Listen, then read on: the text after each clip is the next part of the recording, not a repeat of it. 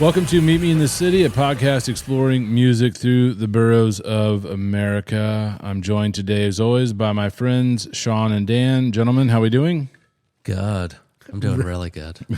I'm not doing as good as he is, but I'm doing good. Gosh, you guys. How are you, Will? Yeah. We never ask you. Nobody ever asks how I'm doing. I know. How are you, Will? I'm fine, thank you. Okay, good.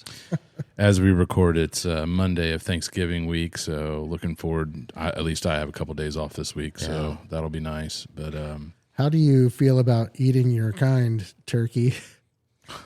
God. What's going on?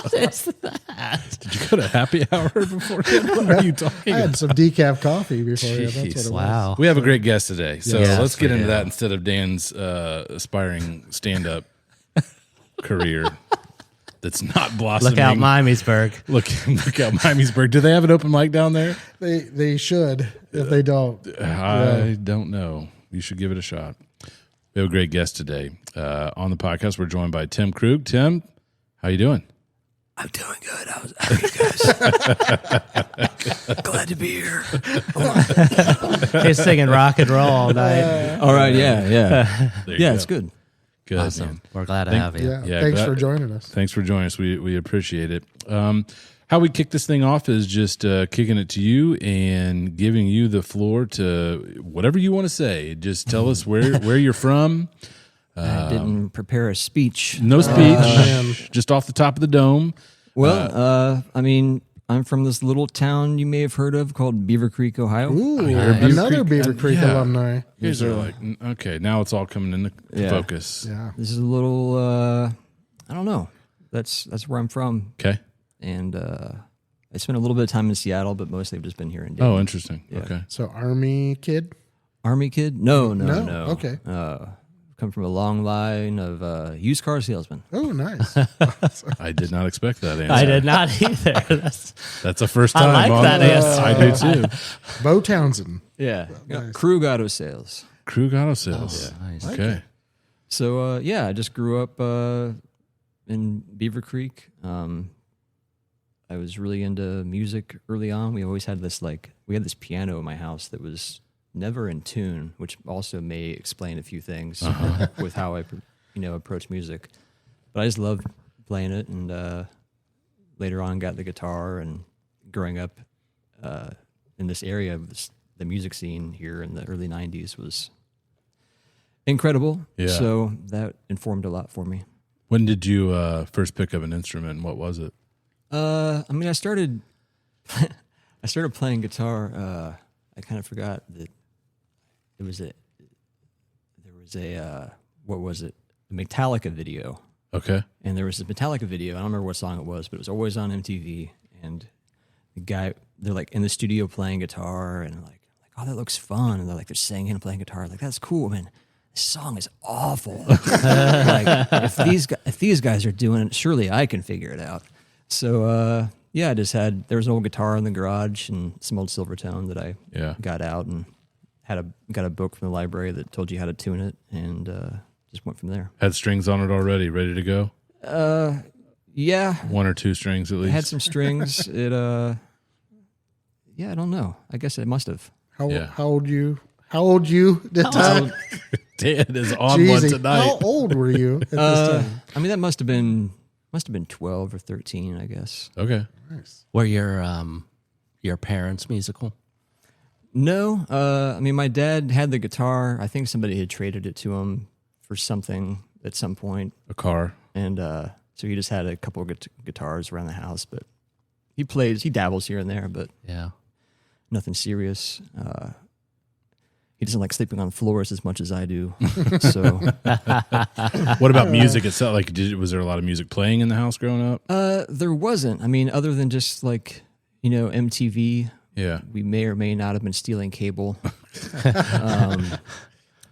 But yeah, we didn't. I mean, my parents didn't have they had one Huey Lewis and the News cassette, I think. Well, it's a good start. And I think that's kind of it. They just didn't really even have records or anything that much. Man, that's.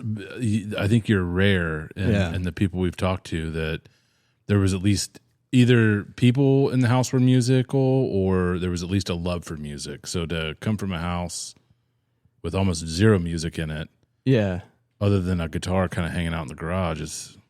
Yeah, I don't know. I don't even know where the piano came from. We just Or the piano, always- yeah. I don't know, maybe it just came with the house. True. They don't want to move it. Yeah. I'm not really sure. It was just like a little upright, like spinet or whatever.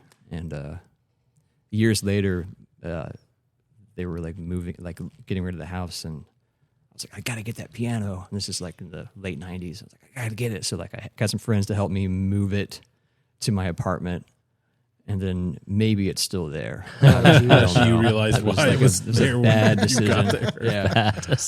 Those suckers are heavy, man. Yeah. Even though they don't look like it, they are crazy. So start tinkering around with the guitar, 12, 13 years old. When does the starting to play a guitar and make music come into the I feel picture? like, I don't know if it was just seeing that Metallica video in the studio, but almost immediately I was just like, I need to write songs. And I tried to like do the lessons in the book, and I kind of gave up almost immediately. I was like, Yeah. play these 3 notes for an hour. I was like, I don't want to do this. I just want to write a song. So I figured out some chords. I had a little boom box that you could just record on. Oh, yeah. Then I found out that I could take Boy, a you tape. were seriously from Dayton. Yeah, I found out that you could take a tape.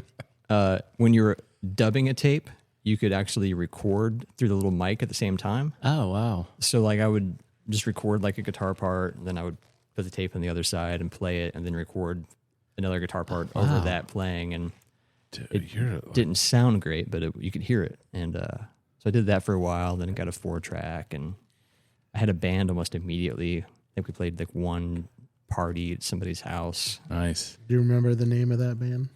Please.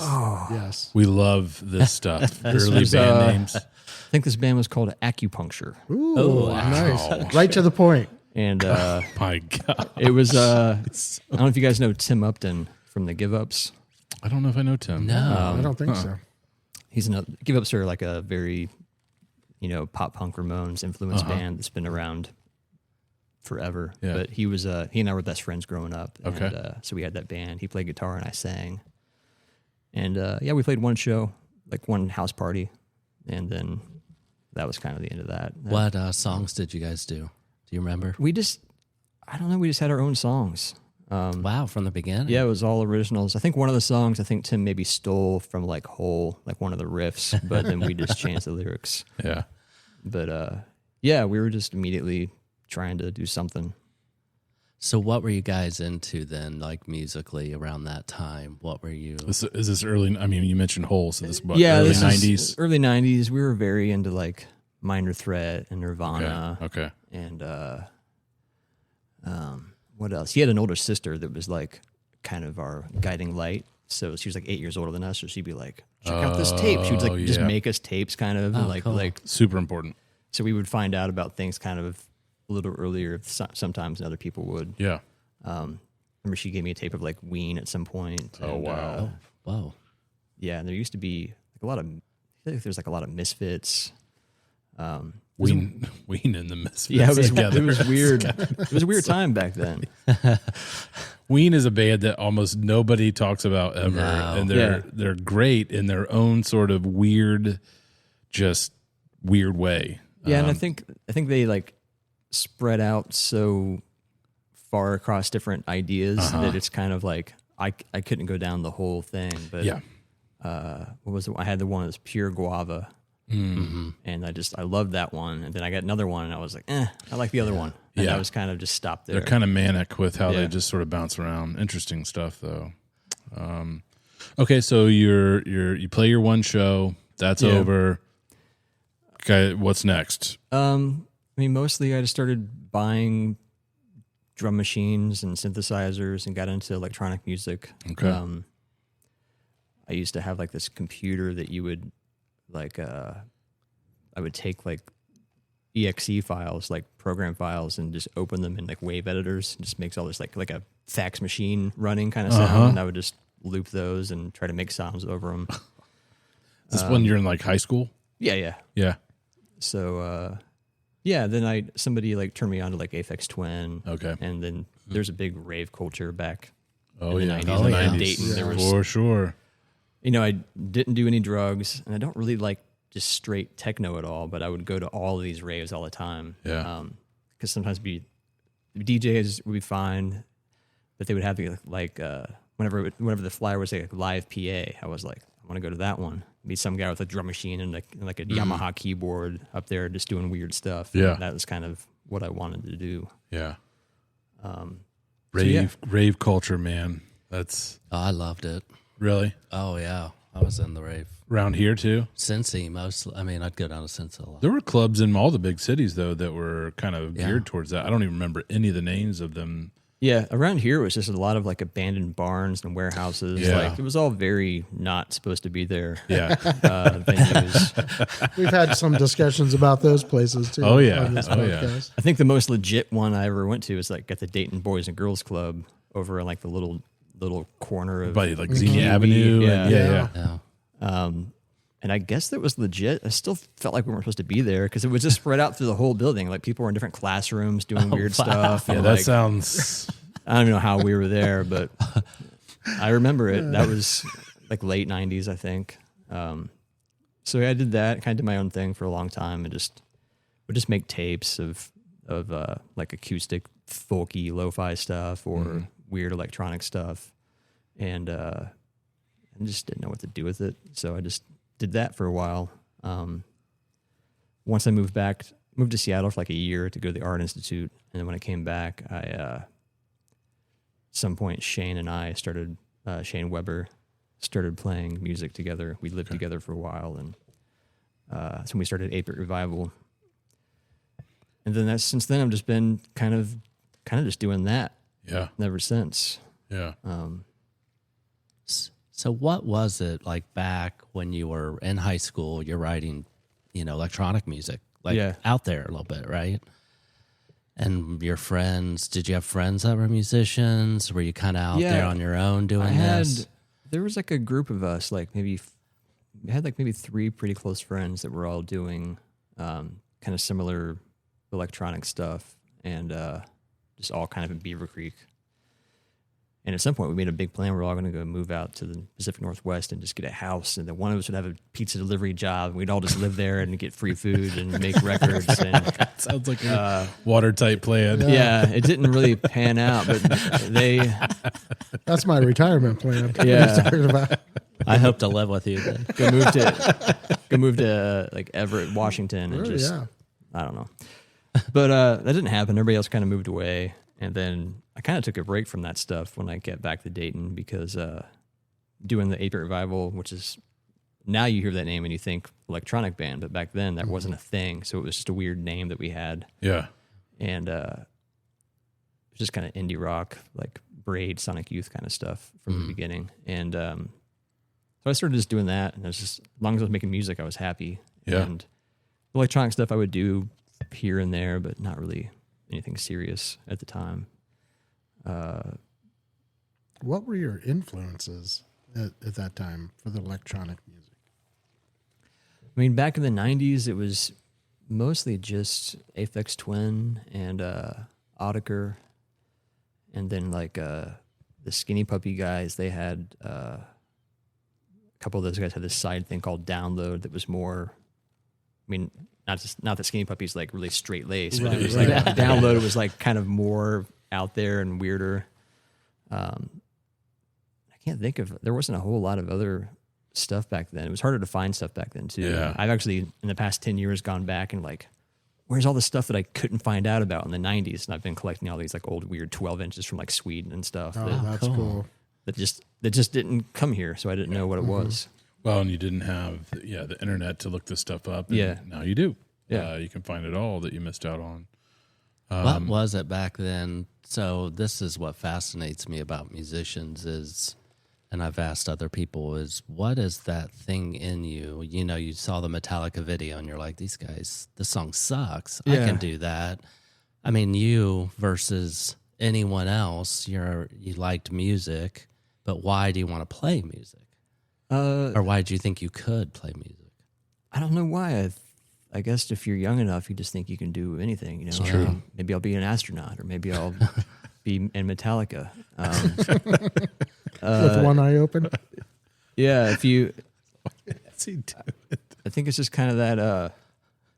You just try to do stuff, and then if you enjoy doing it, sometimes it doesn't even matter if you're any good. You just I enjoyed doing it. And I enjoyed making weird sounds, and I enjoyed the accidentalness of it, like stumbling into different things. I didn't really want to like just write a song that sounded like something. I wanted to almost find a sound and then make a song out of it. It's always been kind of more my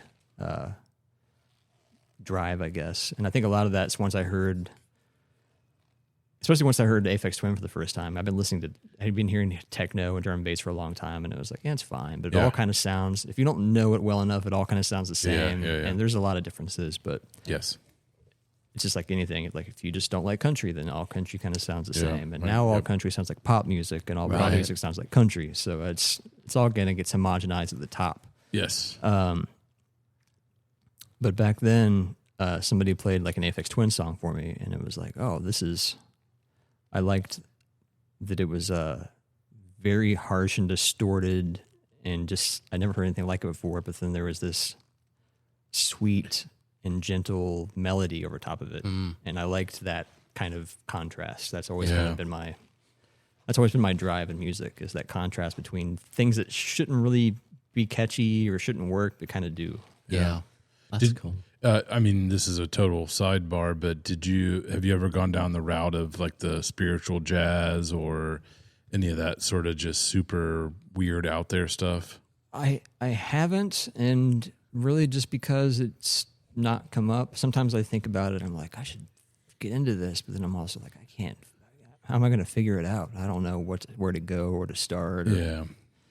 But yeah, it just never really came up.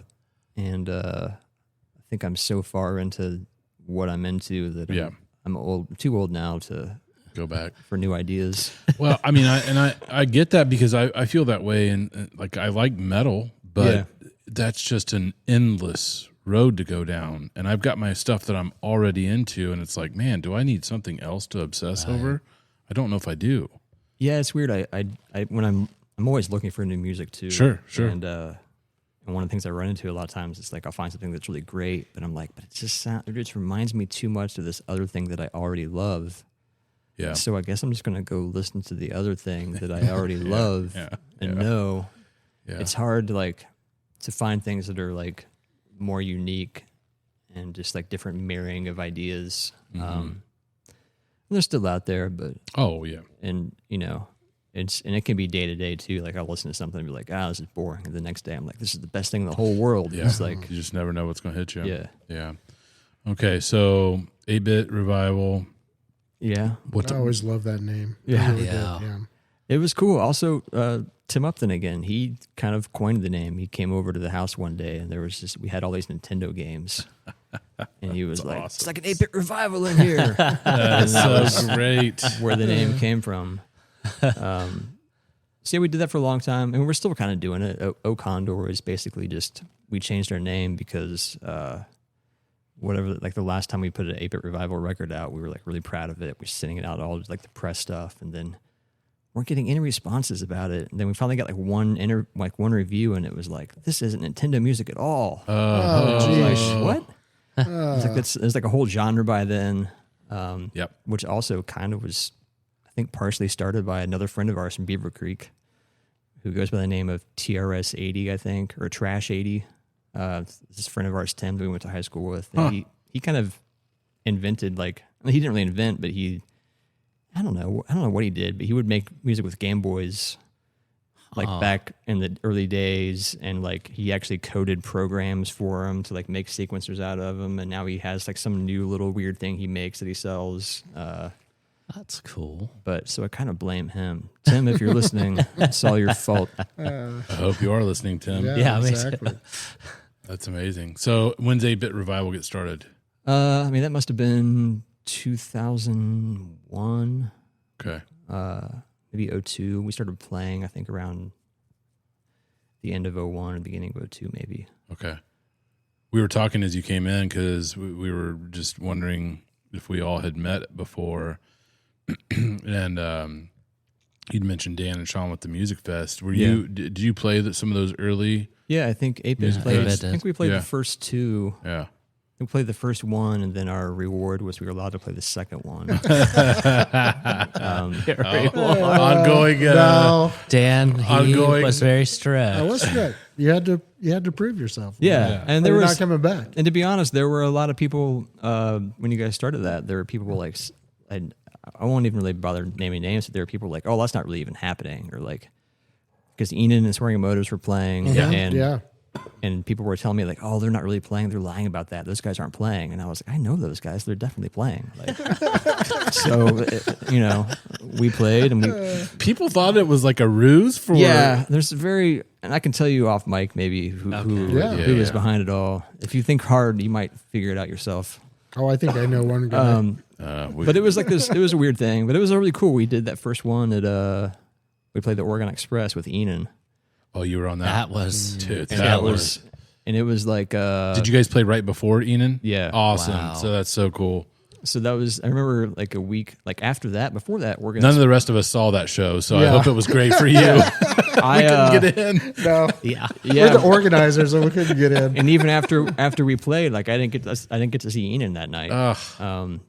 Because I just couldn't get back in. Yep. Yeah. They made us load out through the crowd, and I was like, "Well, can't I just put my stuff in the kitchen? Right. Nobody's in the kitchen. I just put it right here." I'm like, "Nope, take it out that way." and my we're like, "What gosh. is happening?" So we had to like go through that crowd out to the street, and after we loaded the van, it was like I just went down. I couldn't get. I needed water. Like I couldn't get Yeah. water anywhere. Place They was were packed. they were giving out those Starbucks double shot cans. Oh yeah. Oh, that will do So it. there were just like buckets of them everywhere. So that's all I could drink, which is I'm just like downing these like double shots. At like 11 o'clock at night, probably. Yeah, and so that was a wild night.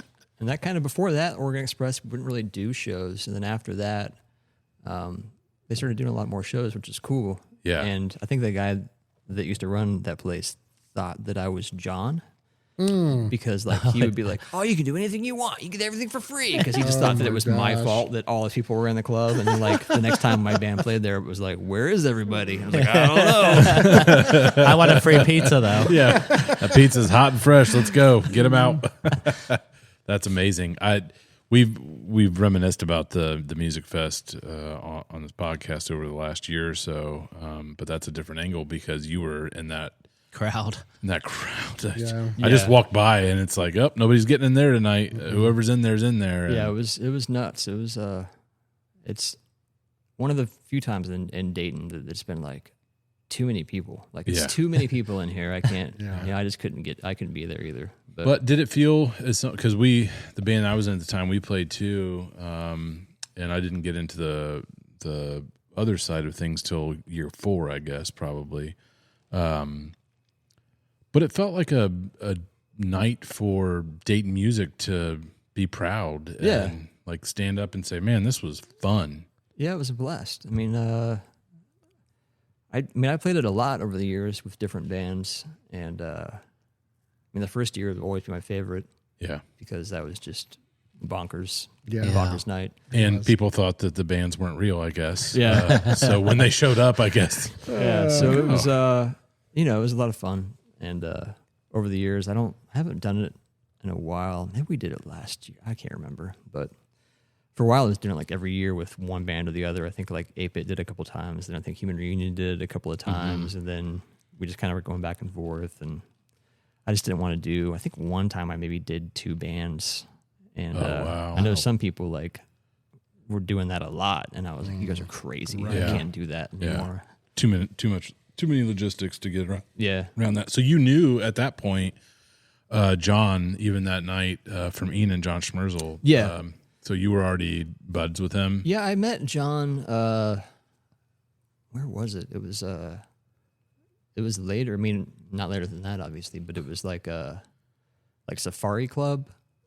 You guys remember that? It was like the North Main, like Santa Clara We've district. had somebody talk about it, but I don't remember it. Safari Yeah, Club. No. it was this little bar across from the what's that sub shop? Milano's. Could be. There's like maybe the original Milano's. Like there's a little hole in the wall sub shop, and across the street there's this bar right in Santa Clara, like kind of where Omega used to be, like in that block. Oh yeah. Way up. So it was a little club. There used to be for a while. There was a lot of shows there that were really cool, and I think maybe it was like Enan and Swearing at Motorist played one night, and the flyer for some reason said like the flyer had said like 6 p.m. So I was like, all right, well, it's an early show that exists. Yeah. Not usually in Dayton, but it exists. Right. And so I show up, and it was like they were just pulling in to load in. It was just me and them, and then we just were talking for a minute. We went and got a sandwich together, and then we just kind of hung out from there. Wild. That's awesome. And then years later, I would run into him again at New York, or no, Baltimore maybe. I was in Baltimore, and they were just playing a show, so I went to it, and he was like, "What are you doing here?" So I think that night we kind of got a little closer, just hanging out, because it wasn't like all of Dayton. Sure. Right. And so yeah, I'd met him just through Enan, basically.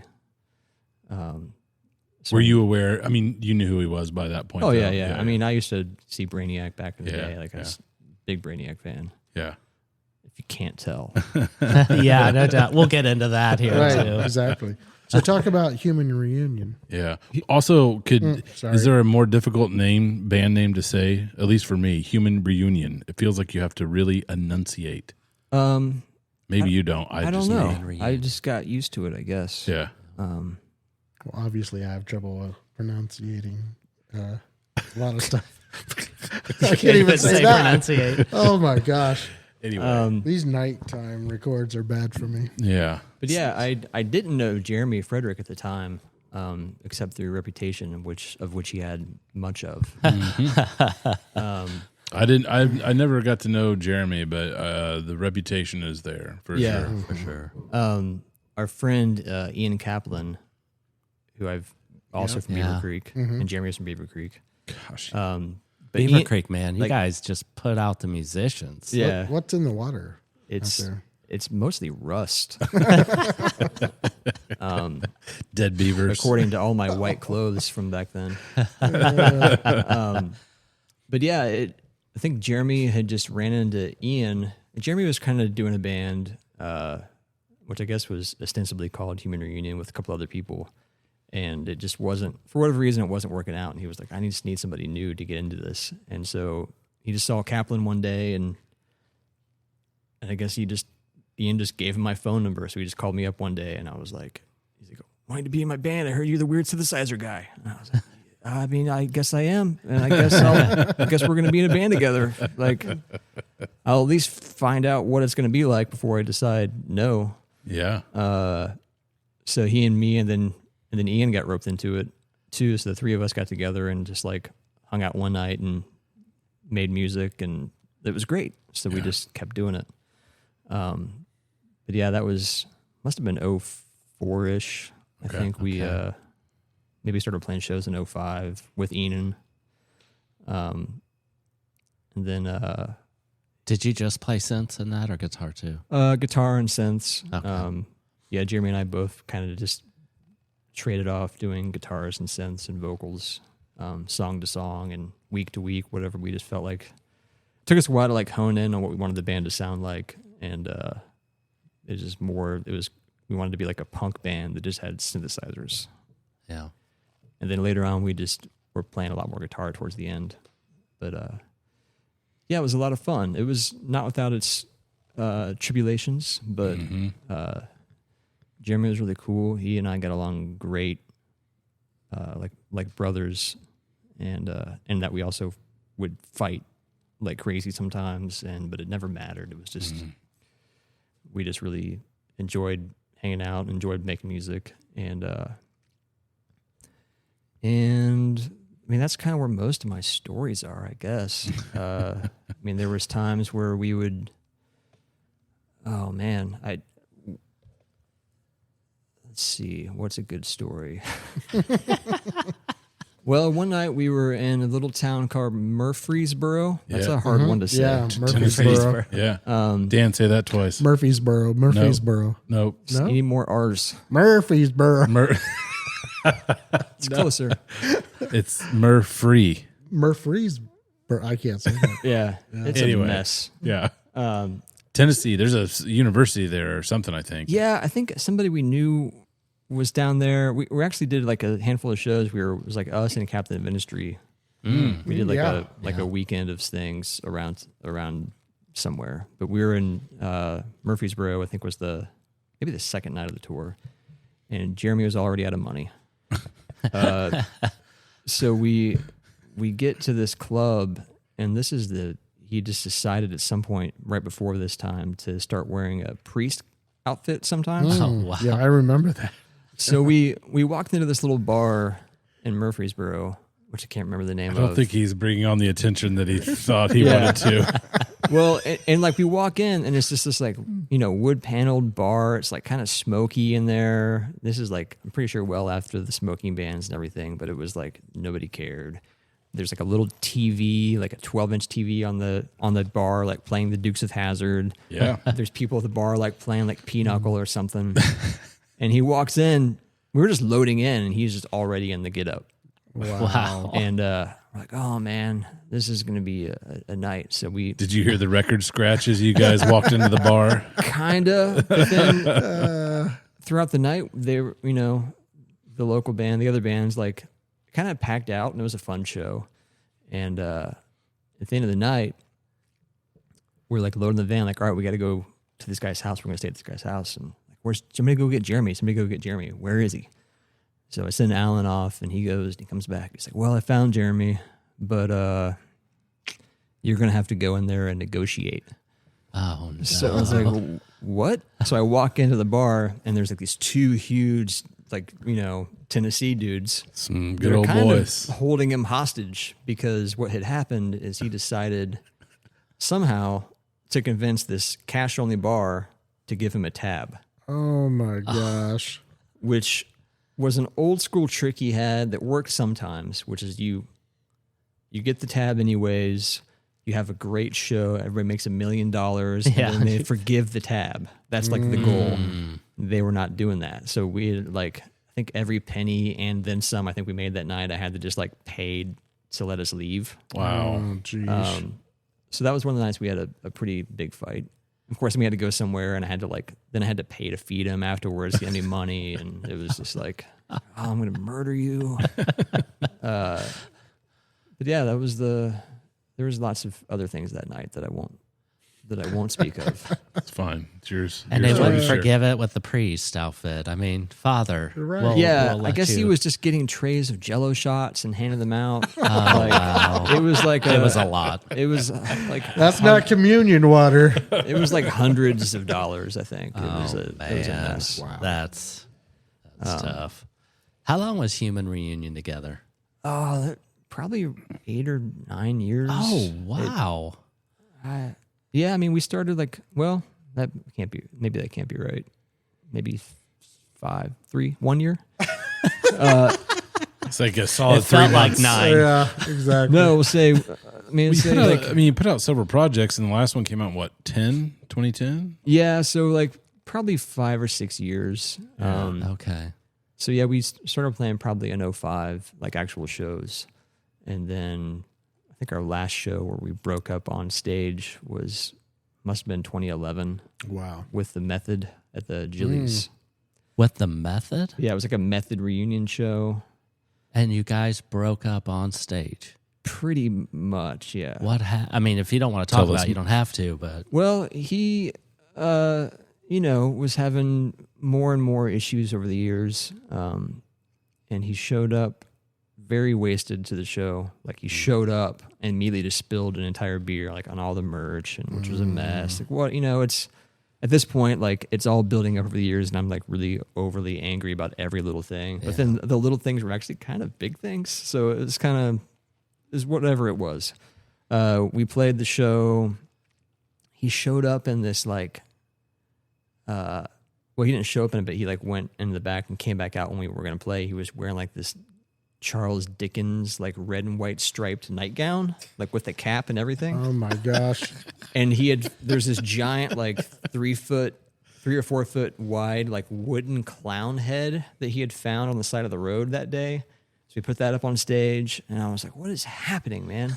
And then we played the show, and it was okay, but we weren't the tightest band all the time. And that was maybe the worst show I'd ever been part of on stage. It was just like missing parts, missing cues. He was just not there. Yeah. And then we kind of like stumbled through a song that we've played a billion times, and I was like, man, if we can't play this one, then we need to stop. Like, it's time to stop anyways. The other bands have to play. Yeah. And then he started yelling at me on stage about how there's like a newspaper reporter from Spin Magazine in the crowd. We have to play one more song. And I was like, what are you talking about? And like, he just kept arguing with me on stage. And I'm like packing my stuff up, and I just finally just blew up, and I was like, this is done. Like, I can't do this anymore. And, so then he went to rehab, and we were kind of on the outs a little bit, but we got back in touch, and I was actually really looking forward to the idea. Like, I wanted to start making music with him again. Yeah. And then he passed away before, like, the day that we were going to talk about it, basically. Oh, really? Like, we were going to go, we had a date, let's meet up at Flying Pizza at 1:00 tomorrow. Let's talk about some stuff. And like, that was it. He didn't make it. Wow. So, wow. Yeah. That's tough, man. He was, I mean, if you were a part of the music scene in that era and going back, I mean, people speak highly of him. I mean, he was like the best guy. I mean, he had his demons and some issues with different substances, but he was like the warmest and nicest guy, and all he wanted was everybody to be happy all the time. And sometimes it felt like he was actively working against that sometimes. But sometimes I felt like he would try to make people mad so that he could make them happy. Like, he would like push buttons and then try to turn, if anybody that didn't like him, he would just try to turn into like the biggest lovable, laughable thing in the world and try to make them like him. Like there were nights we were like at Elbows, and he was like, it was a Halloween show. There was like a Misfits cover band, and he was like, all right, I'm going to do stand-up tonight. And I was like, what are you talking about? You don't do stand-up. He's like, no, it's going to be great. It's going to be great. And it's like, who's going to like, there's bands, like it's already a thing. We just showed up, and you're just like, I'm going to do stand-up. And he's like, yep. So they would play a song, and he would get up there between their songs and then he was try to tell a couple jokes. Oh my gosh. And like, we have a co-host that does that occasionally. Hey, I'm here for levity. All right. So he would tell a joke, and he had all these weird jokes about like Karina Scott, like ding dongs. And, this just didn't really even half make sense, but they were like, I don't know. They were funnier in like the right, area, like the right group of people, I guess. Yeah. The right environment. But this didn't seem like this was the right environment. It was a bunch of drunk people at a Halloween costume party with a Misfits band. Yeah. And he got up there and started telling jokes, and he'd tell one or two, and like the band was just like, what is happening? Like, is in the middle of a set? Yeah. Like they're playing songs. Like, and they don't know. The song went in, he jumped up there. Oh my God. And grabbed the mic and told a joke, and they were like, what was that? And like, that's kind of weird. So they would play another song, and he would do it again. And then like, he just kept doing it. And then at some point he got up there, and it was obviously like the room was turning against him. And by him, I mean us, because I was also there. And I haven't done anything. But we're in the back of the bar, like, I'm like, man, we got to get out of here. Like, we can't even be here anymore. He's like, no, I'm going to do one more. I'm going to do another one. I was like, no, we got to go. He's like, no, hold on. And he goes outside, and he comes back in with that, like a cornhole board, like a big board with a hole cut out. Yeah. And it was just like painted white. They had it out in the patio, I guess. And he walked up, and he's like walking up there, and they were like saying, don't come up here. Don't you dare come up here. You stay off the stage. And he just walked up and put his head through the little hole and said, remember, kids, don't forget to brush your teeth. Oh my God. And then like everybody loved it. Like the whole place started laughing. Don't and, encourage like, him. And then we got to leave. Like he wouldn't leave until everybody laughed at him. Like That is so great. like I'm not leaving until somebody laughs at me. Is that pretty much what it was like being in a band with him? Yeah. Yeah. One of his favorite lines was, it'll be funnier later.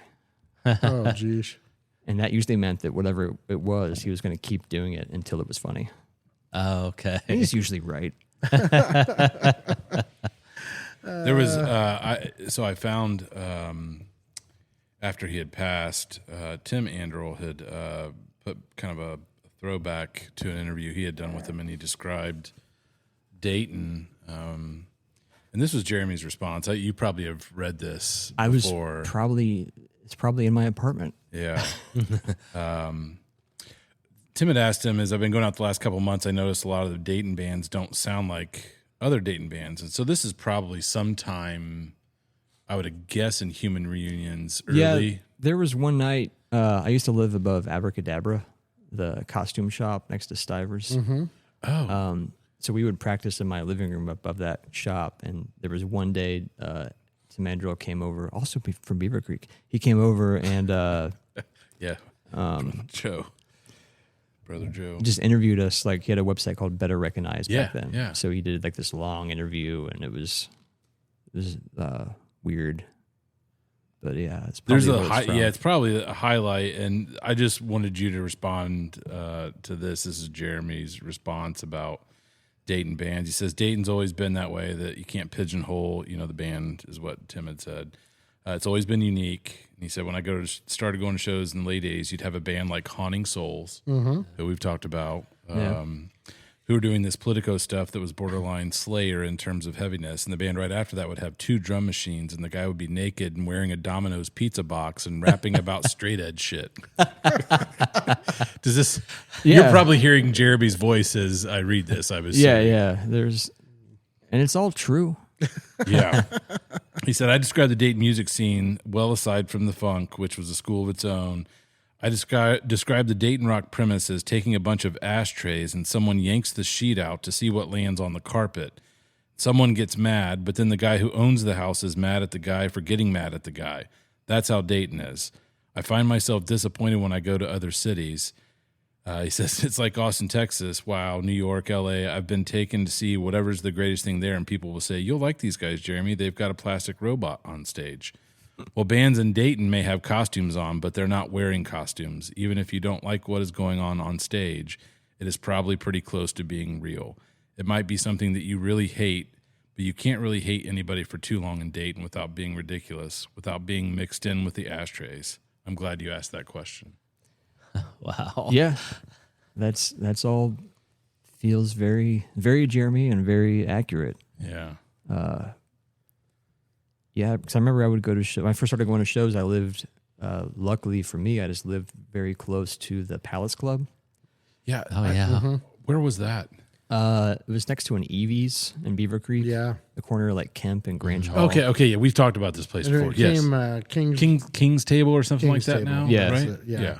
So, so I would live right there, and I could just skateboard over there, and like, you'd see like Bikini Kill one night, and then Sebado the next night, and then Wow. there's like the local bands. Like at first, I didn't know that there were local bands. Like I remember we would go see bands. Like we saw this band called Honeyburn. Yeah. Oh, Honeyburn was and cool. And I just thought they were just a band on tour. Yeah. And like it took me a couple months before I realized that they were from Dayton. I was like, wow, there's bands actually in Dayton too. Yeah. Yeah. And of course, then the Breeders got huge, and the kind of voices were a little popular. Yeah. But yeah, you'd just see bands. You'd see a punk band, then you'd see like a ska band, and then you would see like just some guy with an acoustic guitar, and then the drum machine guys. And I don't know. It was very eclectic, and I think without the internet, I think people were just kind of doing whatever that could reach them through the filters and the screens. Then they would just glom onto things they liked, and they would make stuff. Yeah. And then you just go to a show, and everybody just be making stuff, and then it was all different, but it all. And to Jeremy's point, like if you like hear a band from, it's interesting to like you can hear different cities and different bands. Like you can hear like in Detroit, there's this certain kind of, that certain kind of punk, like grit thing that just comes through, even if the band is like just all synthesizers, or they're, they don't even have to be like a punk band, but you can just hear that kind of underneath it a little bit usually. And the same thing with like, you just go to Cincinnati, and a lot of the bands down there, it can just be like a Devo kind of band, but you still get this little bit of like, not really Southern rock, but there's like a little Appalachian, a little Appalachian, like undercurrent to stuff. And it's just the way they string melodies together. It just kind of seeps into you wherever you are. Yeah. New York has a LA kind of Sure. like it's filtered down through some kind of weird glam kaleidoscope. Yeah. But yeah, you just get and if you think about like all the grunge bands in like the Northwest, like none of those bands really sounded alike, but they just had this different mentality about how they were making music. Yeah. And Dayton had, to me, a very just kind of anything goes kind of mentality. So it was hard. There's quite a few bands that would kind of pull this a little bit of a almost like a British pop melodic sensibility. Yeah, like for that. sure. That's a lot of things that you see in Dayton. I feel like I'm a little bit too in the midst of it, but there was definitely like that kind of sound back in the 90s. There's a lot of bands that like have these crazy chaotic guitars, or like even if it was like a metal band or a punk band, but then like the vocal melodies would still have that kind of certain sensibility that was cool. Yeah. Bands like Mink and Cage, and of course Gotta Have Voices. Sure. He's famously British from that. He's famously British. Yeah. So Or yeah, not. it Or was- from North Dayton. yeah. So in the 90s, I mean, you started out this talking about it was a privilege to be in this type. What do you think that's changed much in Dayton? Do you think there's Well, for a while I did think that changed. I feel like there's a lot of for a while there's I just kept, and a lot of it's I'm getting older, so I'm a little bit out of touch from things. Yeah. And also in the 90s, like nobody wanted to be at home. Like you just wanted to go out. Sure. Yeah. And now I'm like, I don't want to go out. I Like, know. I'm what's with you, happening? brother. Man. And Let me tell you. I worry that even like, even the younger kids don't want to go out. Yeah. There's too much creature comfort at home. Maybe they don't care. Maybe they just don't want to care. Yeah. and it's easier for the world to come in. Yeah. Too. Sorry, I didn't mean to. So then I felt like a lot of bands were kind of not really petering out, but they just kind of were falling into like ruts, or, just didn't seem as experimental in Dayton to me as it used to be, which, like I said, could just be where I'm walled off. I'm just not seeing stuff. Sure. But what I found out recently was that these kids, that for legal reasons, can't be called the Mendelssohn's house anymore.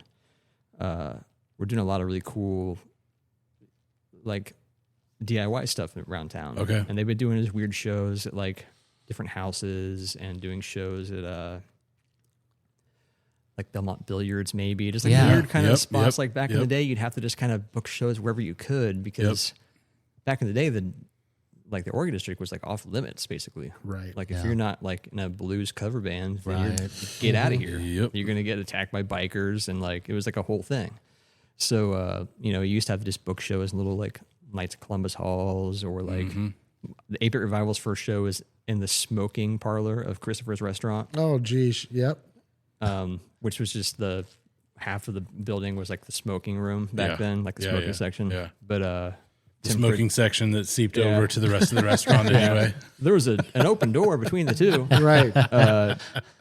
So like you would just do shows kind of all sorts of weird places back Yeah. then. And so now I think those guys are doing more of that kind of stuff. Like Condor recently played a show that they put on, and they had bands from out of town that I'd never heard of, and they were all awesome, and there was like younger kids there. Cool. And it was a lot of fun. For me, it was like, oh, this is, it's a lot of our peers now were like, oh, I know that I used to refuse to show up until midnight, but I need to be home by 11. Yeah. It's just going to start. Yeah.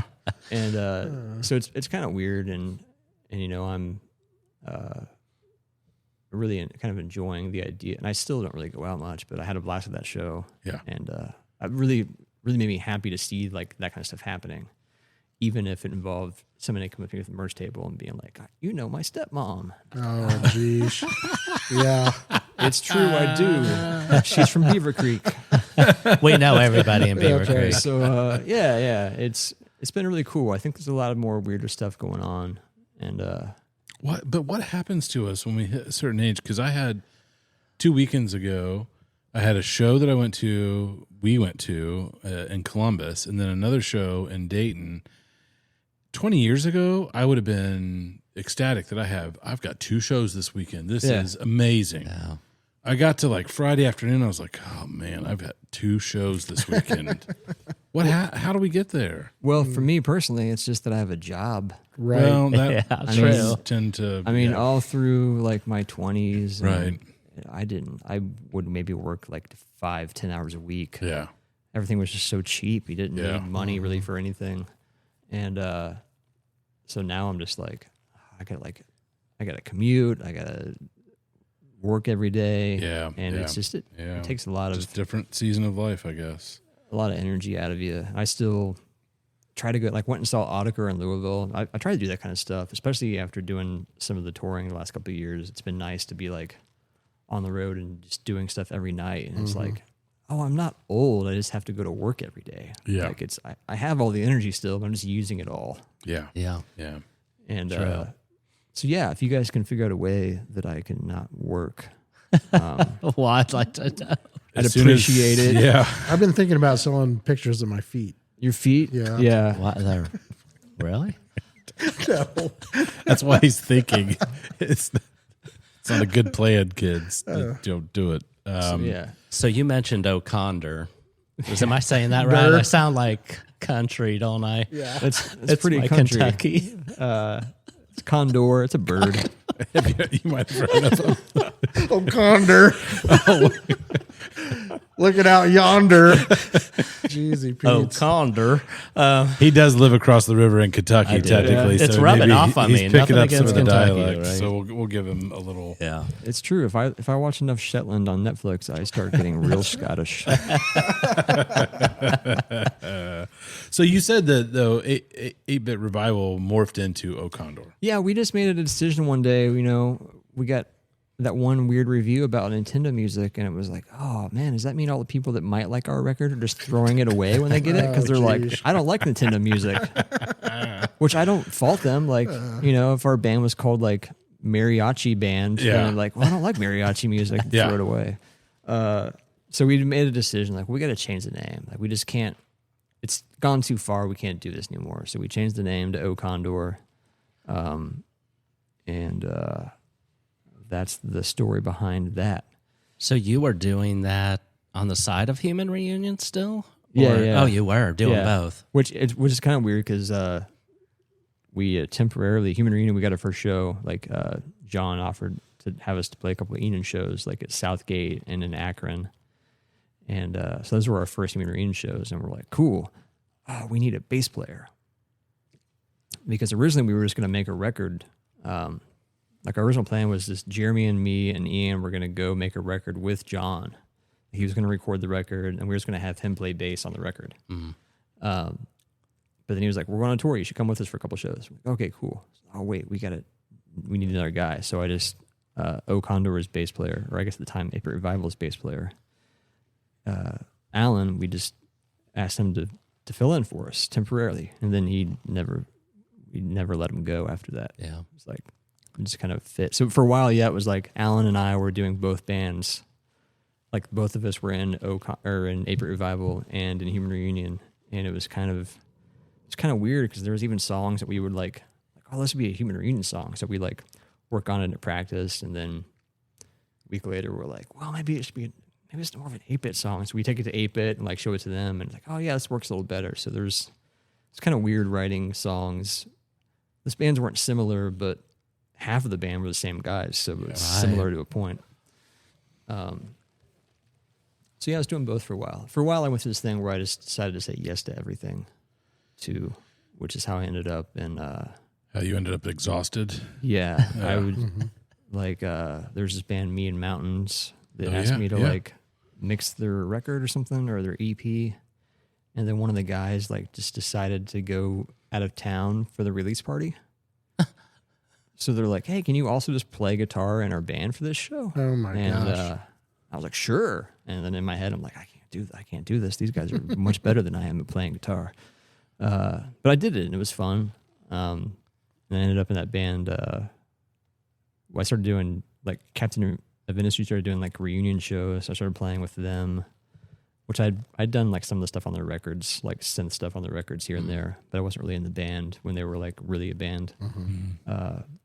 But I've been doing whenever they would do reunion shows, I would always be helping out and either just playing some of the weird stuff they never got to play live or if Tommy couldn't make it, then I'd play guitar too some, and like all that kind of stuff. So that was fun.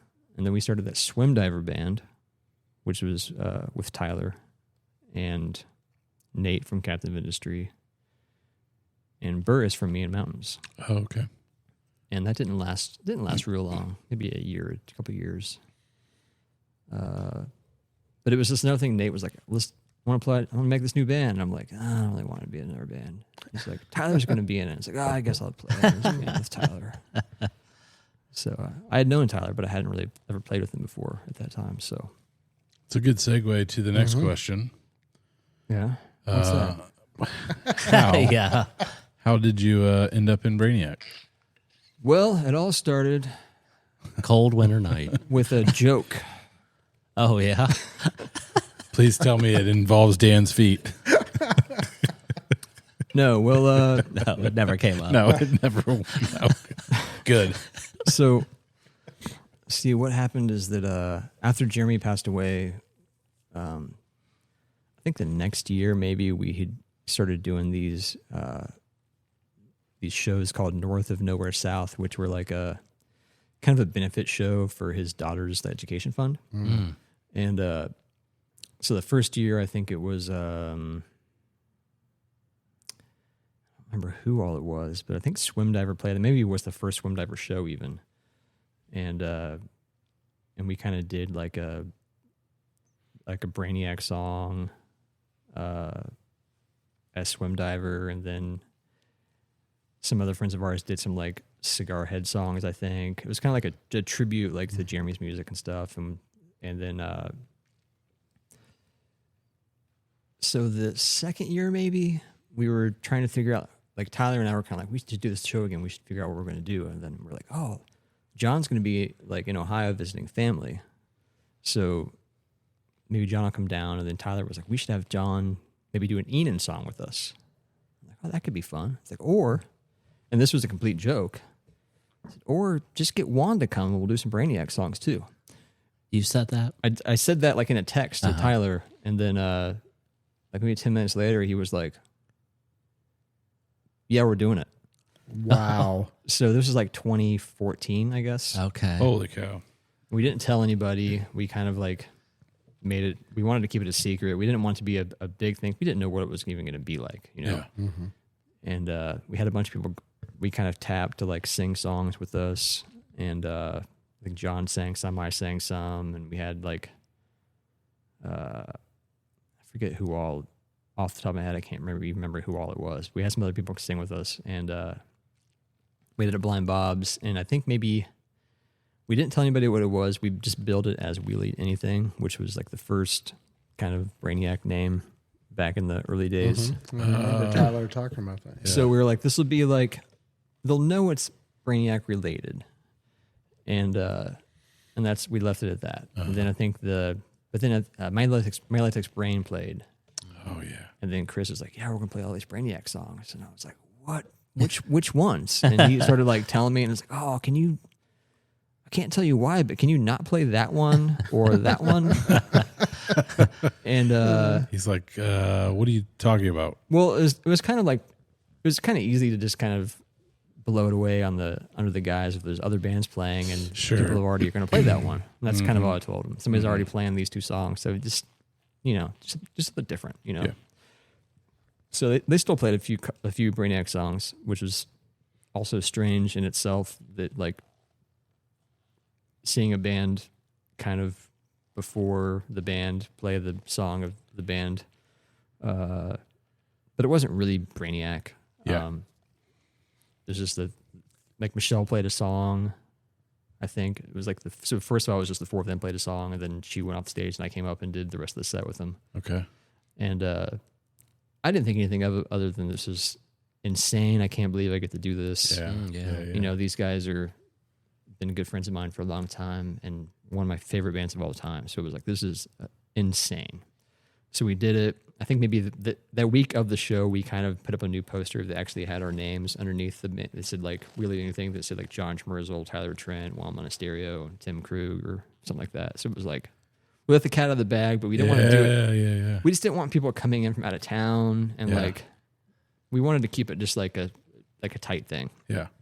And it was the other time that I was like, there's too many people in here. There's too many people. Put a hole in the floor at Bob's that night. Oh, geez. Like somebody's foot just went right through the floor. But it was a blast. So we did that. And then they started doing that documentary afterwards. So you predated the actual beginning of that whole documentary process. Yeah. And somebody came up to me at that show and was like, hey, I want to do a documentary about the band. And I was like, talk to somebody else. Like, I just pointed at somebody else and just pick and rolled away. But it wasn't Eric.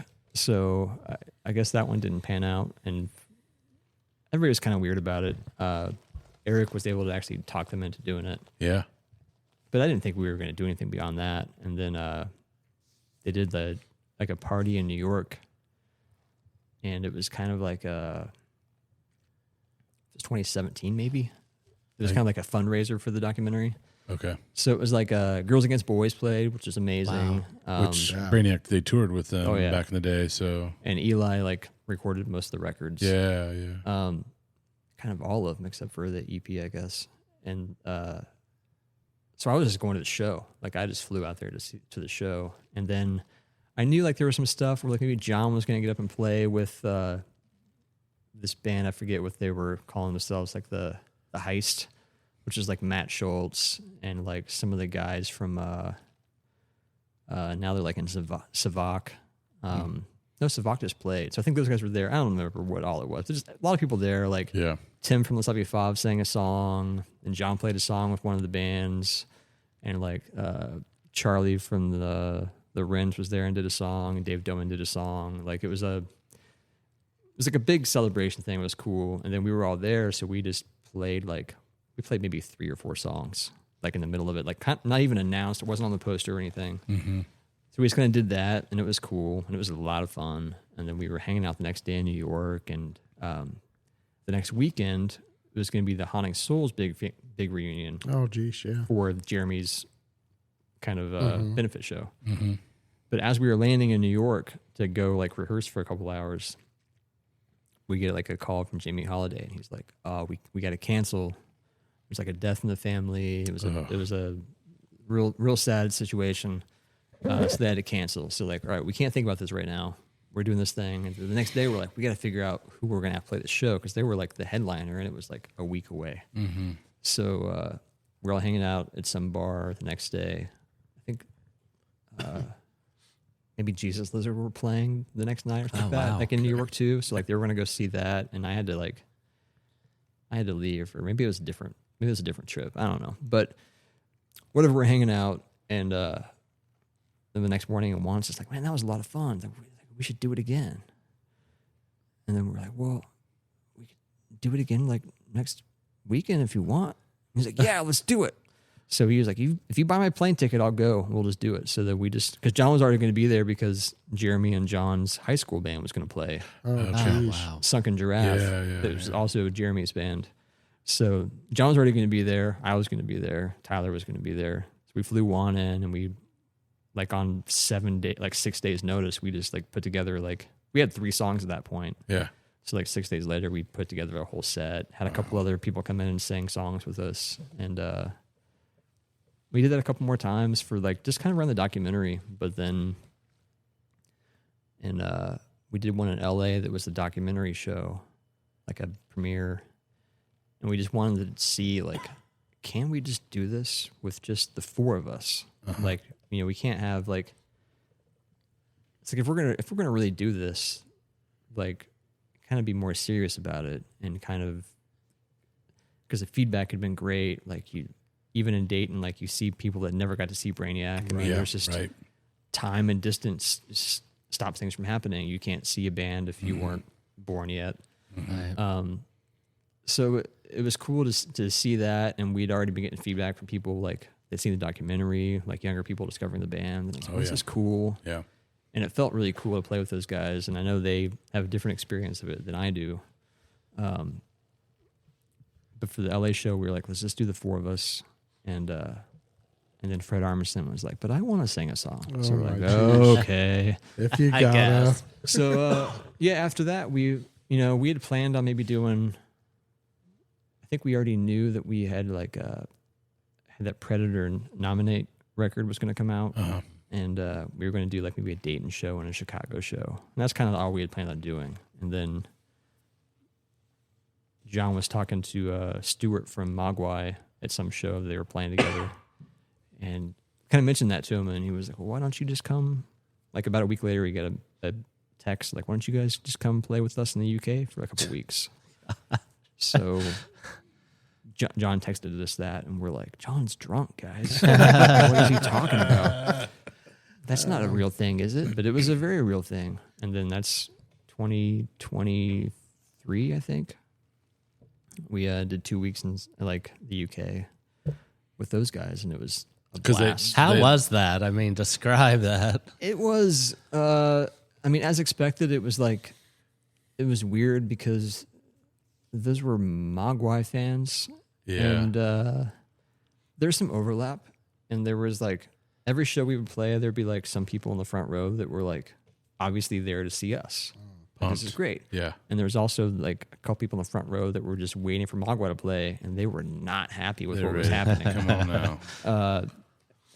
But it was and you know, and as we'd play, like you'd kind of it's kind of cool having that kind of feeling of like you're winning people over. Oh, yeah. People start coming up to the front, a couple songs in, and like people are getting kind of clicking with it. Yeah. And there's 2,000 people there, and if maybe 50 of them are excited, then it's like, this is great.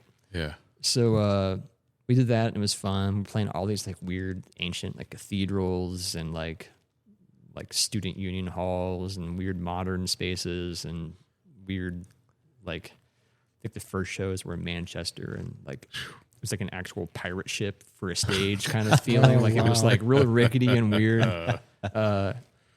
But it was a blast, and those guys are really fun and amazing band, just like really fun to hang out with. And they had opened for Brainiac back in the early days of Mogwai. Oh, Mogwai opened for Brainiac? Yeah, back in I didn't know that. Back in like the late 90s, 97, 96, something like that.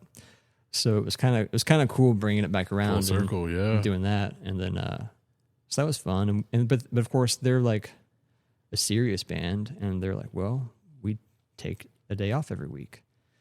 And we're like, well, if we do that, we're not going to be able to afford to sleep anywhere. Yeah. So we were like 2 weeks straight, we were playing every night. We had our own shows in between their shows, like in London and in Scotland. And are these places that Brainiac played before? They knew Brainiac and yeah. It's weird. A lot of the Mogwai shows we were like noticing were some of the same venues that Brainiac toured with Beck and played with, like in like 90. Maybe like late 96, early 97, they did like a UK tour with Beck, and there's a lot of the same venues. So it was kind of cool. You see like the Beck post, wouldn't say Brainiac, but you see like the Beck poster, like that's the show. That was the one. Wow. This is the night that somebody stole my sampler, kind of that kind of stuff. So it was cool. And then we played like in London, we had our own show, and in Scotland, we had our own show. And that was also kind of a litmus test with like we're in another country. Yeah. Right. Like nobody, and people are asking like, who's singing? And we're just not telling anybody what we're doing. And just kind of guerrilla style, just doing it and just seeing what happens. And it was great. That tour really like helped make it feel like, especially through feedback from friends that knew the band. Yeah, right. It was nice to hear like people be like, well, I really didn't know what you guys were thinking or why you're even doing this, but it kind of works. You guys aren't messing it up. It kind of makes sense. So it was good to hear that kind of stuff and to feel like you're in a band. Did you feel any of that pressure being the guy who's added to the band now? Yeah, it definitely was odd at times. Like there were times where I'd be like, you'd be on stage, and it's just things on stage are weird. They're in fast forward motion. They're in slow motion at the same time. Like things going to be just kind of weird headspace. And there was times where I'd be like, "Wow, what am I doing up here? Like, how am I?" You start kind of like panicking almost. You're like, "What am I?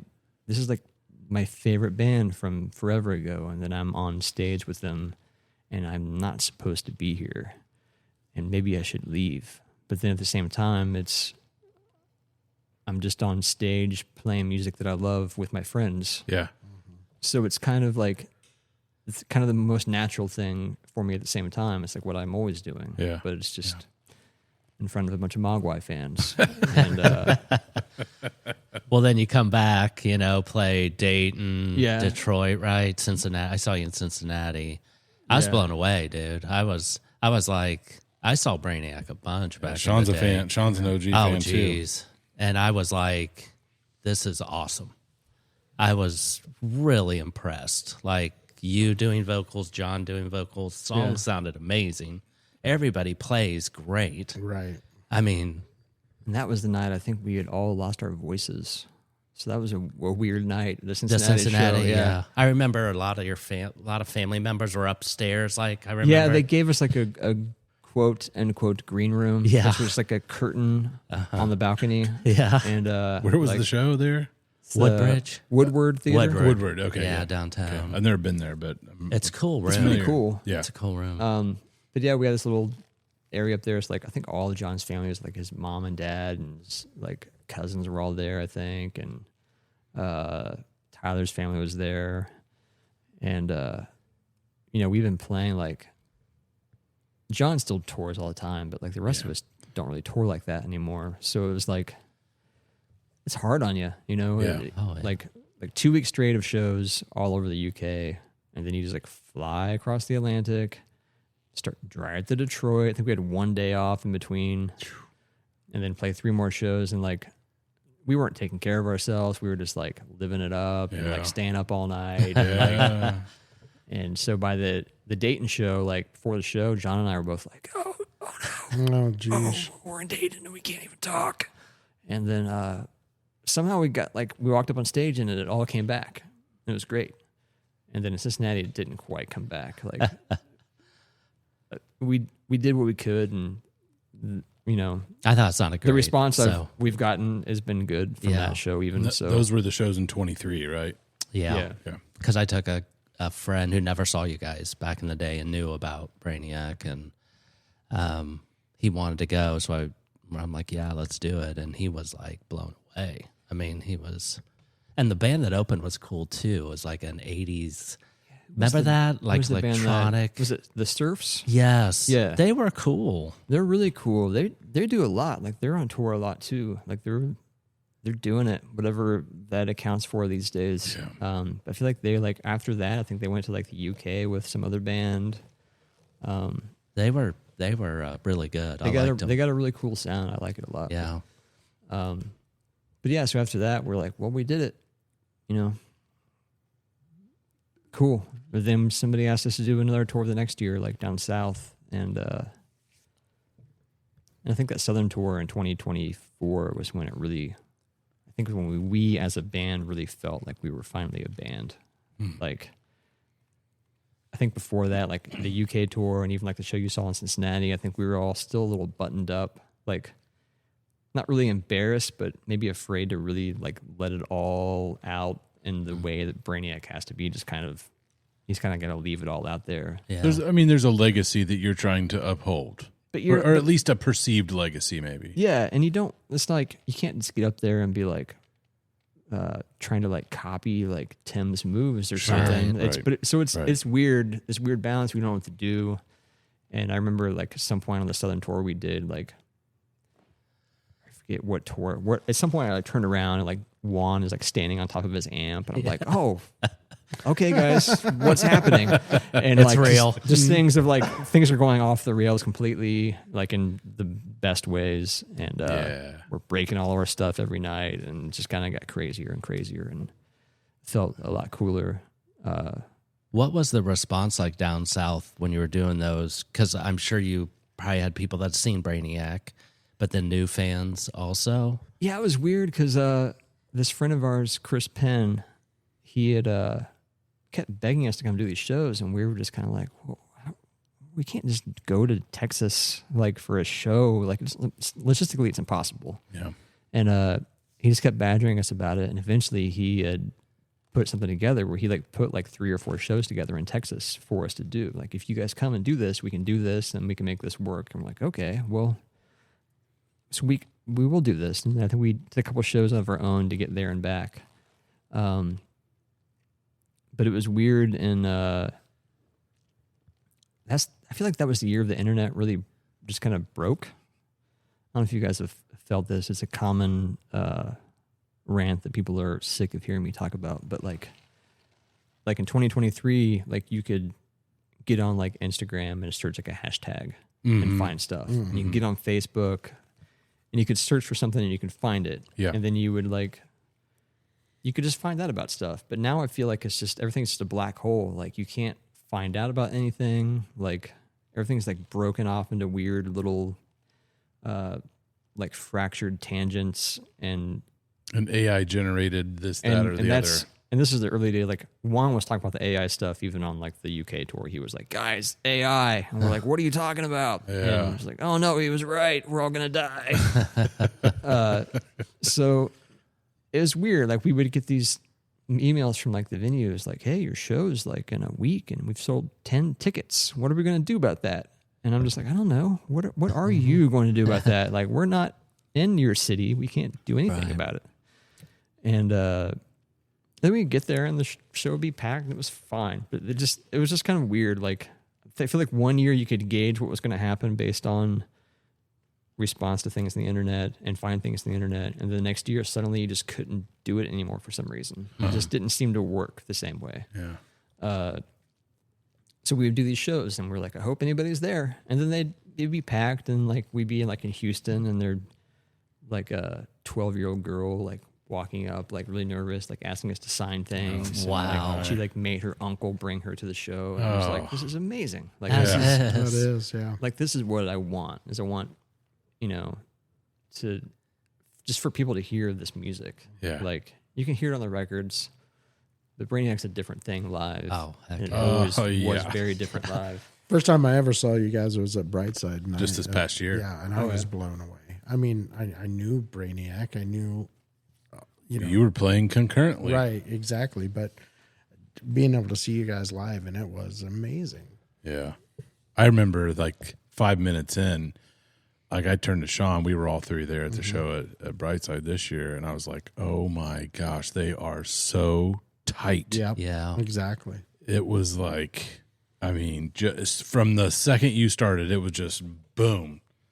Yeah. Shot out of a cannon, super tight. And it's Dayton.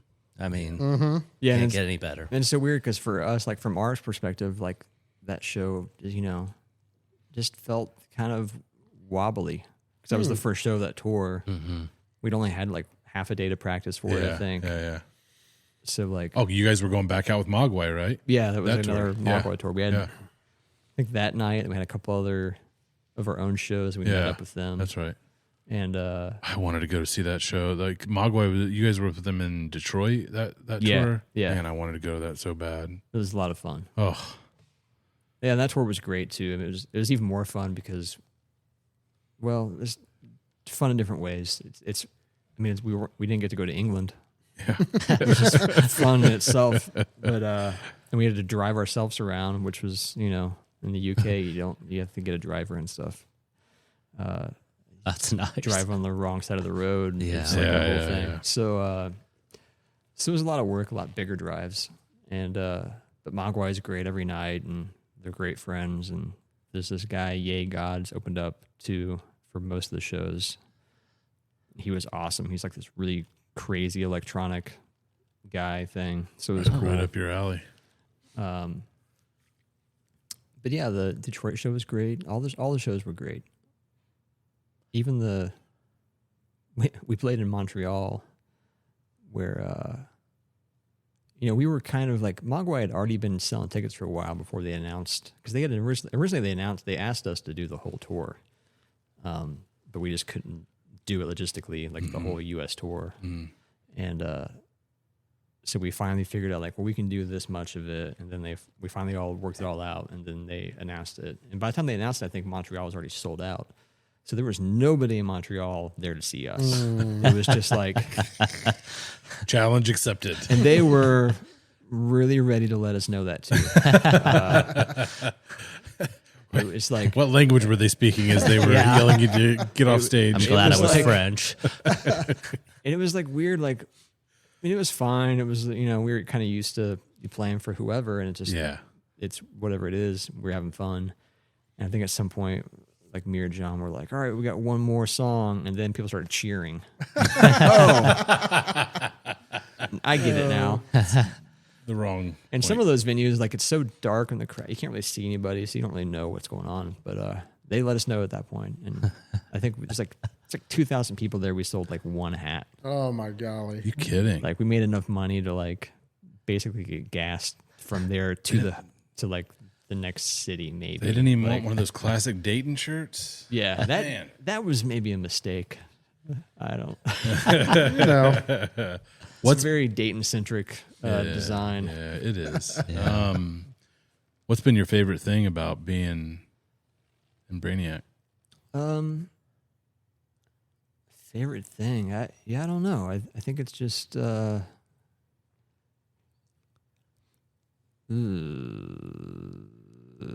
mean, you get to play music with your friends, which is fun. Yeah, I mean, and the fact that they've become your friends over the years. I mean, I think my favorite thing is just getting to be in Brainiac.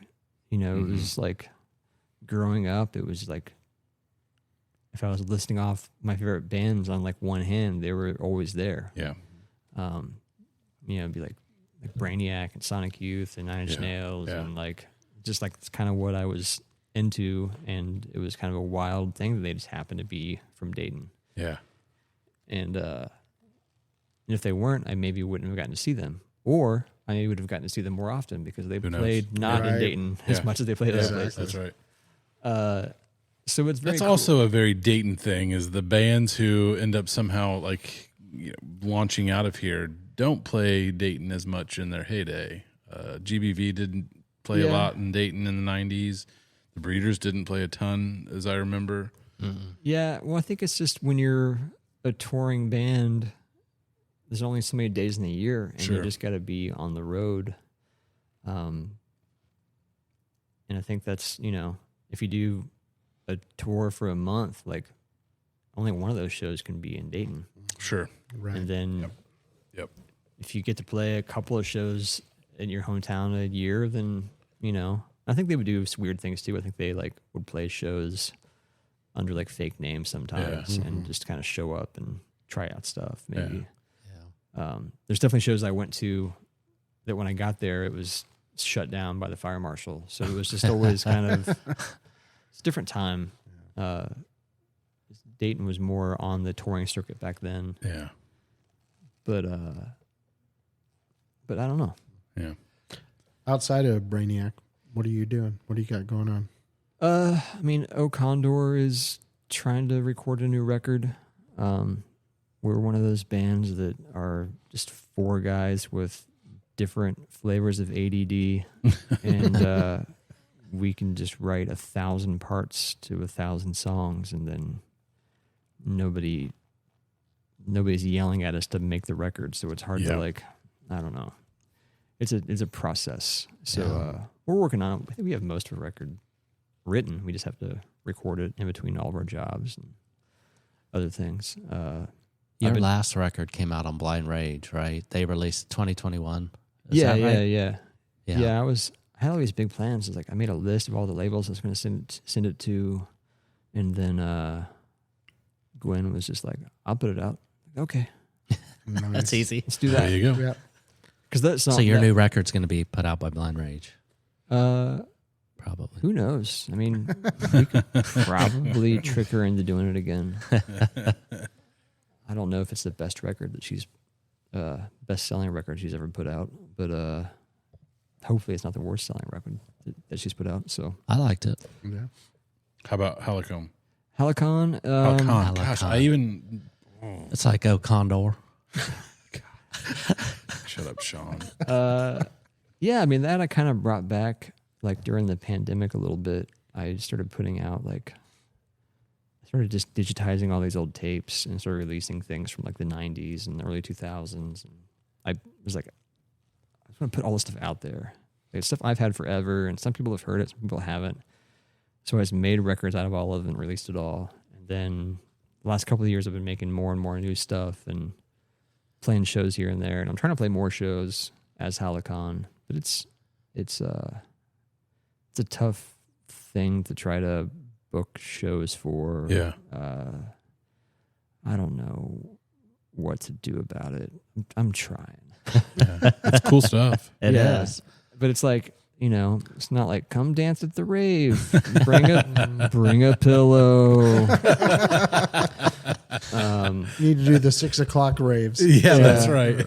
So like I end up doing a lot of shows. Kind of when people ask me to do shows, and it'll usually end up being like at Blind Bob's, which is I love Blind Bob's, but it's not really like Halicon's not really the vibe for Blind Bob's. But I think I did a few shows over the summer, and like the best show I've done in a while was like in a basement of a tattoo shop in Detroit. Oh wow! And I had been on the road for a few days, and also like when you're by yourself, it's just me in a van, like driving around. Like I don't know, I guess I'm just gonna go this way now for a while, and so it's kind of weird. And then so I pull up to this like they're like go around the back because there's no entry in the front. Like okay, and Detroit used to be a really scary place. You know? Yeah, and maybe 20 years ago, suddenly it just like wasn't that bad, and then now it's like kind of nice. Yeah, Well, they had a spot that wasn't part of that. What I just said about Detroit changing is not here. They found one of the old buildings and they made a tattoo shop in it, and they were like, "Let's go around the back." I'm like, "Okay," and it's like I get to the building, I'm like, "Oh, this is." Kind of looks abandoned, but all right, I'll go around back, and there's like weird like alley that's like falling apart, and like park next to this weird camper from the 70s. Like okay, and then I go in and like, hey, I'm just walking this unmarked door, and they're like, what do you want? It's like, well, I'm supposed to play a show here. Like okay, it's in the basement. Like, all right, go down these stairs that somebody recently had built out of wood, kind of. So I get to the bottom of the stairs, and it's just like black plastic sheets like covering all the walls and like Be murdered. And that's when you turned around and went back to Dayton. all these like red light bulbs, and I'm like, what is happening? I'm like, and it smells like cat pee, and I'm just like, I don't know if this is, maybe I should just go home. And but this girl, they had booked the show, like they started talking to me like at a Brainiac show in like Cleveland. They're like, hey, you should come to Detroit and play Halicon stuff. I'm like, okay, cool. And at the same time, somebody else was texting me about doing a show in Dayton. So I was like, well, can you do it on this day? And they're like, yeah. So just kind of booked this show kind of off the cuff. And I was like, well, I can't just bail. I gotta figure this out. And they all get there. The other band gets there, and they're like, well, I can't bring my bass amp down here. These stairs won't hold the weight of the amp. So I'll just plug into the PA. Like, okay. And the show was amazing. Like it was like everybody was there to see what it was going to be. It wasn't just like a bar people were drinking at, and then these people were annoying you over on the corner trying to play music. There was like a bunch of experimental, like it was all kind of improvised noise rock and like synthesizer, like improvisation kind of band. Like it was really cool. It was a really cool scene, a cool vibe. Everybody was there for it, and I loved it. And it was like, awesome. I need to find these kind of little pockets of communities. Is what I want to do. Yeah. Right. But then you're like, get on the internet, and you're like, I don't know, I can't find it. There's no hashtag for it. Yeah. No hashtag for abandoned building, tattoo parlor, black plastic, Yeah. red light venues. So yeah, I'm trying to do a show next year with those. They're not called Mendelssohn's House anymore because the Mendelssohns were very mad about that. Which I'm not surprised by because I used to work at Mendelssohn's. Oh, you did? Really? Yeah, it was. That's crazy. Stories there too, but apparently they're litigious, so I won't talk about it. Well, all right. We're not looking to get involved in any of that. Yeah, so I was talking to them. I was like, it'd be cool to do a show, kind of like a DIY, like younger kid weird thing. So I'm talking to those guys about doing something next year, and I don't know where it's going to be or what, but it should be fun. Cool. That sounds awesome. Tim, it's been great to have you, man. I got we a couple, appreciate just a it. couple. Oh, you got some rapid fire. Ooh, I do, man. just a Let's couple. go. Do All it, right. Shawn's loaded. He's already ready. Loaded. So you did a Pixies tribute record, O Condor. No, that's a great song. No, well, Tame. Yeah, I only laugh because it's a song that we recorded in 2011, Really? maybe. The label that put out Human Reunion's 7-inch out of Detroit called 5/3 Dial Tone, they would do these weird little like tribute kind of 7 inches. So they'd asked Condor to do one for the Pixies and be us and this band from Detroit called Pewter Cub, which were really cool. I mean, the stuff was all done. Like our song was done, their song was done, the artwork was done, and then the label kind of just fell apart a little bit. So it's been sitting on a shelf for forever, and I just never knew what to do with it. And I think at one point Blind Rage was going to put it out, and had some other bands lined up, but they needed one more band for like a split 12-inch kind of thing or something, and it just, or split 7-inch maybe even, I don't remember. But it kind of just fell apart again, and then Tim Mandel has been kind of like asking me to put it out kind of digitally, which I didn't really want to do a digital only thing. Like I'm kind of against digital only stuff. But he finally I was like, all right, let's just do it. And he put together like a lot of cool bands. Some of those bands on that are actually ones that were going to be on the Blind Rage one, I think. Oh, like some of the songs we just kind of adopted into it. Yeah. But yeah, it's great. There's a lot of really cool songs on that. Palm Ghost is on it. Palm Ghost. I need to check that out. They're really cool. Your guys' song it's great. It's really cool. And then, so tell me about Gamma Ray Gun Records. Is that you? It is not me. That is my friend Kurt Hedberg. He runs. He and Gary King run Dayton Sound Studios over kind of past Carolyn Park. Mm-hmm. So he's got this studio out there, and he's maybe the biggest Halicon fan, I guess. So he just wanted to put stuff out and start a label, and I said, okay, fine. I'll always have something to put out. I have so much Halicon stuff. It's just kind of nonsense. I just love doing it. So if I have free time at home, like I'm supposed to be working on this Condor record, but I don't want to tune my guitar, so I guess I'll just play synthesizers instead. I mean, if you ever needed to purge some of your material for a podcast that also exists in Dayton, Ohio, I'm sure we could hook you up with somebody because we're always looking for music. For music, like incidental music, like beginning, ending, in the middle, effects, yeah, like, all that kind of stuff. Well, we have Dan for that. Dan gives us our sound effects, but yeah, awesome.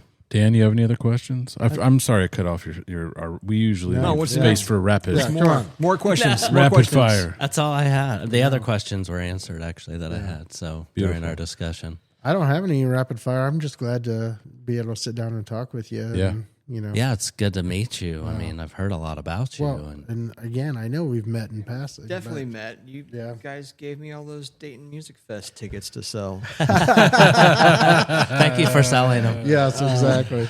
And thanks to all the bands who showed up. Right. In real life. People. In Showed real up. life. Tim, thanks for joining us today. thank We wish you. you nothing but the best with your music and all the projects you're involved with. Yes. What else? Well, I did. Something else. Right, see? We were going to ask this and we didn't. Oh, yeah, go. So what's the plans? Is Brainiac going to do a new record? Or Ooh, have you you're guys trying to get talked about breaking that? news. No, I'm just wondering. I'm sure people would like to know if it's even been discussed, I guess.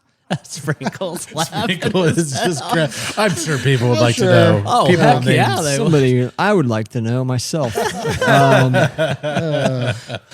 I don't know. I don't know if it's something that will really happen. It's not something that isn't like, I don't think it's out of the question. Like, I don't think it's off our radar completely. Right. And, there's a lot of logistic issues and there's For sure. a little bit of baggage issues, but I think it's, we really enjoy playing together. And I think I would be interested to see what we would come up with. Heck yeah. So, We would who too. knows? Yeah. I don't even know. It's also the same every time we play a show, and it's people think it's kind of a joke, but it's every time we play a tour or a show, it's like people are like, when's the next one? And we're like, there might not be another one. I mean, it's kind of really just happenstance when we get to do these things. Like we did that West Coast tour last year. I think maybe we booked that tour like, feels like a few weeks out or something. It was like really last minute. John was just like, hey, I'm going to be back in America for like 10 days. We should play 4 or 5 shows. And we're like, okay. And we just somehow just booked the tour and just, he flew from Australia to LA. Holy and then we cow. like rehearsed for a day or two and then played a tour. And then he like flew to France or something after Wow. that. Like, in the world. it's really just kind of in little pockets when everybody's available, you know. But we all have very different and very far away from each other's lives, so it's tricky. Yeah, But I had to ask. Yeah. Well, and we're glad you guys are doing it. yeah, for sure. and my thing from the beginning has been, I will do whatever they let me do. Yeah. There you go. If they want to play shows, I'll play shows. If we have some idea for a record, then I would gladly be involved. Yeah. And that's it. I don't know. I just love doing it. I love being in Brainiac, and I love making weird music. And with or without those guys, Yeah. I'm going to keep doing it. That's Beautiful. awesome. That's awesome. Thank you so much. Yeah. Thanks, man. Tim. Sure, thanks, guys. Appreciate your time. I think my mic was off the whole time. Is that?